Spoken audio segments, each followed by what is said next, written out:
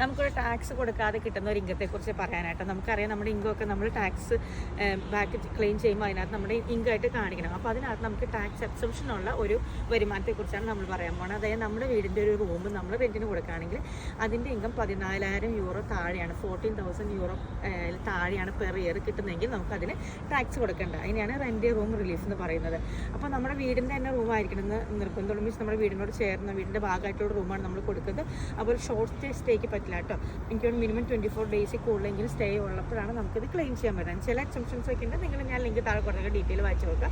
പക്ഷേ നമ്മൾ റെൻറ്റിനാണ് താമസിക്കുന്നതെങ്കിൽ പോലും നമ്മളൊരു റൂം ചിലപ്പോൾ സ്റ്റുഡൻസിനൊക്കെ വേണ്ടി നമ്മൾ റെൻറ്റിന് കൊടുക്കുമല്ലോ. നമ്മൾ റെൻറ്റ് ചെയ്യുന്ന വീടിൻ്റെ തന്നെ വീണ്ടും ഒരു റൂം നമ്മൾ സബ്മിറ്റ് ചെയ്യും. അതായത് നമുക്ക് ഈ ടാക്സ് എക്സംഷൻ അപ്ലൈ ചെയ്യാൻ പറ്റും. അപ്പോൾ നമ്മൾ ഇൻകം ടാക്സ് റിട്ടേൺ ക്ലെയിം ചെയ്യുമ്പോൾ നമ്മുടെ ഇൻകം അഡീഷണൽ ഇൻകം ആയിട്ട് ഈ റെൻ്റൽ ഇൻകം കാണിക്കും. ഇപ്പോൾ നമ്മൾ 1000 യൂറോ ആണ് റെൻറ്റ് വാങ്ങുന്ന ഒരു റൂമിന്, സബ്മിറ്റ് ചെയ്യുന്ന റൂമിന് നേരിടുക. അപ്പോൾ ഒരു വർഷം നമുക്ക് 12,000 യൂറോ ആണ് ഇൻകമായിട്ട് കിട്ടുന്നത്.